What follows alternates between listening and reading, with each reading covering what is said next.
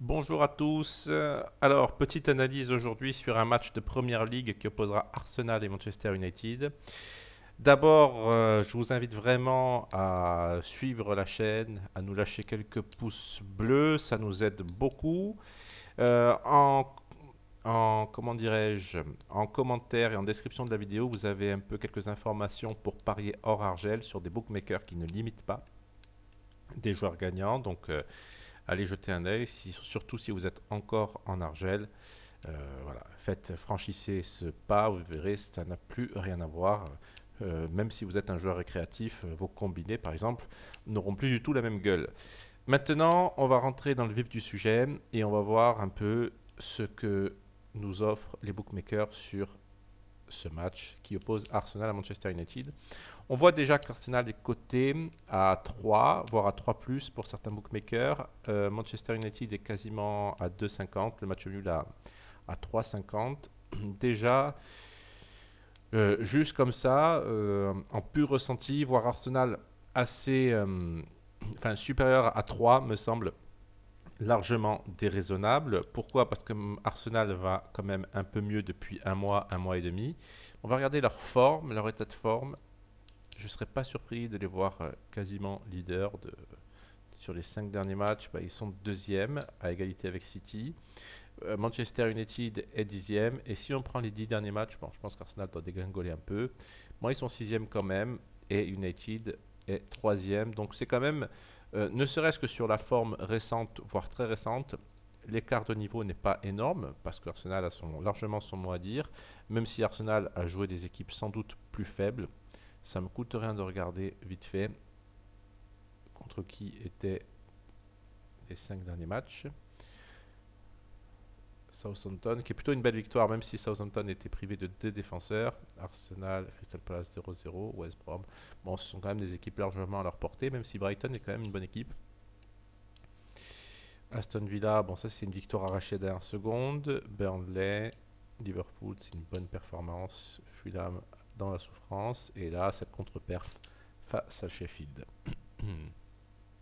Donc, maintenant, on va regarder un peu ce que nous donne ce classement. En termes d'expecting points, City est largement leader. On voit que Manchester United surperforme complètement avec 6 points attendus de moins que prévu. Alors qu'Arsenal, vous voyez là aussi, on retrouve cette petite nuance, n'est qu'à 3 points en termes de points attendus, bien entendu. Euh, de United, ce qui veut dire encore une fois que l'écart de niveau n'est pas si énorme. Donc ça nous donne un peu de crédit sur le fait de voir cette équipe à 3, voire à 3 +, semble un petit peu déraisonnable de la part des bookmakers, même si sans doute, je vais essayer de pondérer tout ça, que beaucoup de leurs performances étaient face à des petites équipes, cela dit.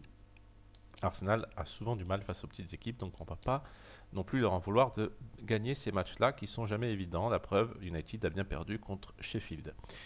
Maintenant, on va regarder autre chose. En termes d'expected goals, United est là, et bien est dans le quatuor.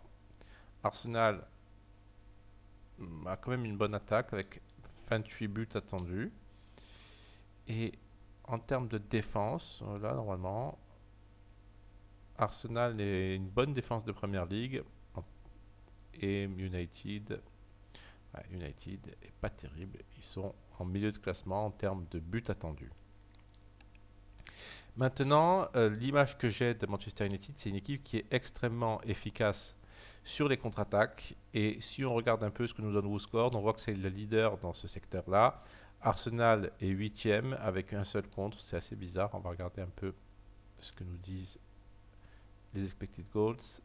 Eux nous donnent 3 buts marqués en termes d'attaque rapide et 4 buts encaissés en termes d'attaque rapide. Et pour United, aucun but encaissé sur contre-attaque et 4 buts marqués sur contre-attaque. On retombe un peu sur les chiffres de WhoScored. On va les reprendre. Sur coup de pied arrêté, c'est pas des tops équipes. Manchester United marque 5 buts, Arsenal 3. Est-ce qu'ils en encaissent? United a un petit faible. Ils encaissent pas mal de buts sur coup de pied arrêté. C'est toujours bon à savoir dans des matchs aussi importants. Maintenant, autre chose, de quoi je peux vous parler. Le bet aujourd'hui qui m'intéresse, c'est tout simplement ce bet-là. Et pourquoi il m'intéresse? Eh bien, c'est très simple. Manchester United est une équipe qui est assez forte, pour ne pas dire très forte, en contre-attaque. Et Arsenal, on va regarder vite fait.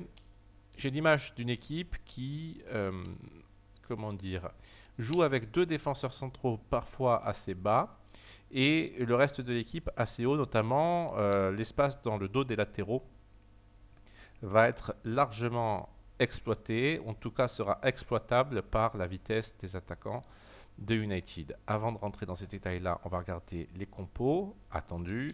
Holding David Luiz. David Luiz qui, s'il pouvait nous faire quelques erreurs, ça nous arrangerait. Et sinon, c'est du classique. Smith Rowe et Tierney sont incertains. Côté United, Cavani devant, c'est plutôt une bonne nouvelle. Je préfère quand United joue avec un vrai neuf. Même si c'est un neuf qui dézone beaucoup, c'est quand même un joueur de surface et qui est souvent la réception des centres et qui a un très bon jeu aérien. Donc, ça serait intéressant de le voir titulaire. Rashford, Fernandes, Greenwood. Pogba, McTominay. Alors, je ne sais pas si Greenwood va jouer ce match-là, même s'il semble en forme, parce que je ne serais pas surpris de voir Fred intégrer cette équipe, sachant que Solskjaer adore la paire Fred-McTominay, même si Pogba réalise des bonnes performances. Mais Fred est un joueur qui court beaucoup, qui amène beaucoup de dynamisme, donc je ne serais pas surpris de le voir prendre la place de Pogba, et peut-être même que Pogba pourrait se retrouver ici en ailier droit, même si ce n'est pas son meilleur poste, loin de là. Maintenant, on voit que derrière, c'est du classique. Maguire, Lindelof, et là, normalement, cette défense-là laisse beaucoup trop d'espace dans leur dos. Et c'est, à mon sens, le point faible de United. On l'a vu encore contre Sheffield. On va regarder vite fait cette petite chose-là. C'est toujours intéressant, si vous pouvez le faire, de regarder un peu la position moyenne des joueurs sur les matchs précédents. Et là, ce qu'on voit, par exemple, c'est qu'United a joué assez haut, mais surtout qu'il y avait énormément d'espace dans le dos des latéraux. Et c'est pour ça que Sheffield United a pu se créer pas mal d'occasions dans les ballons en profondeur. Si on regarde un peu la même chose côté Arsenal, on voit que les deux défenseurs centraux étaient assez bas, que les latéraux ont joué assez haut sur le terrain, quasiment au niveau de la ligne médiane. Et regardez, on voit à peu près le même genre de placement côté Southampton. C'est pour ça qu'on a vu dans ce match-là, si vous l'aviez regardé, beaucoup d'occasions sur des balles en profondeur, notamment que ce soit côté Gunners ou côté Southampton qui aurait pu marquer plus qu'un but. Ils ont eu des occasions, des situations, parfois des 1 contre 1 à jouer.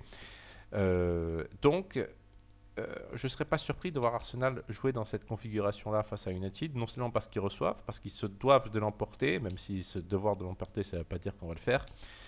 Mais on devrait voir quand même une équipe jouer assez haute parce que c'est un peu dans leur ADN, en tout cas c'est le jeu prôné par Arteta. Quant à Manchester United, alors bien entendu, ils ne vont pas jouer de cette façon-là, de la même façon que face à Sheffield, parce que l'adversaire est d'un autre calibre. Je ne pense pas pour autant, parce qu'il me semble contre Liverpool, ils ont joué très très bas.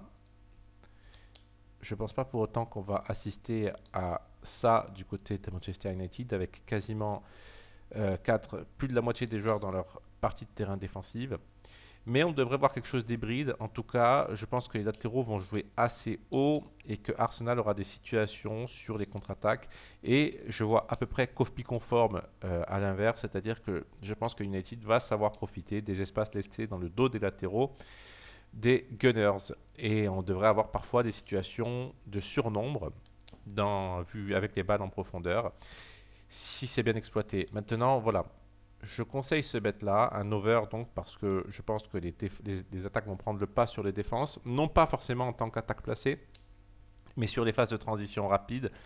Je crois que chaque équipe pourra faire mal à son adversaire, à son opposant du jour, parce que il y a trop de lacunes dans le dos de ces défenses-là.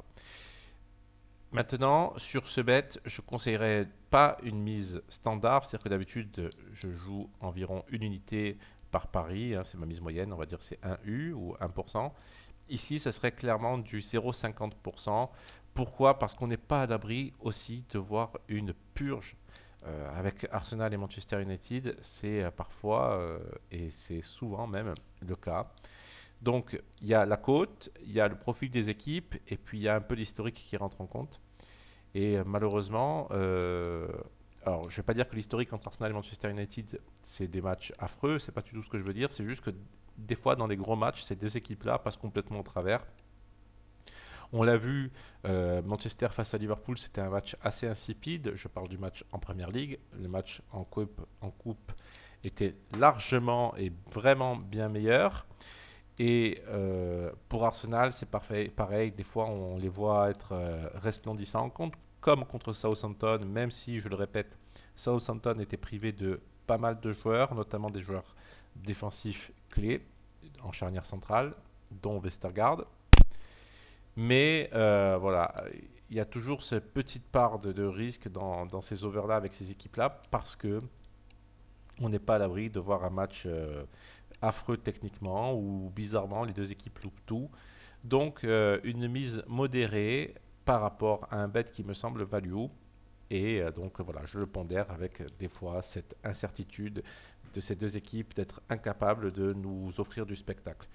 Maintenant, et pour en finir, c'est quand même deux attaques qui vont très vite et surtout deux défenses qui sont des fois assez mal placées et qui gèrent très mal la profondeur. On l'a vu, Manchester face à Sheffield. Sheffield s'est créé énormément d'occasions d'un des passes dans le dos de la défense.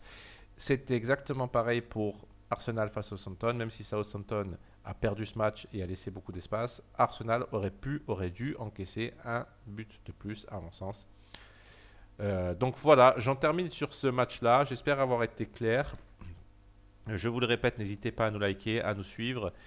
Ça nous aide et je vous dis à très bientôt, enfin la semaine prochaine même, pour d'autres analyses. Au revoir.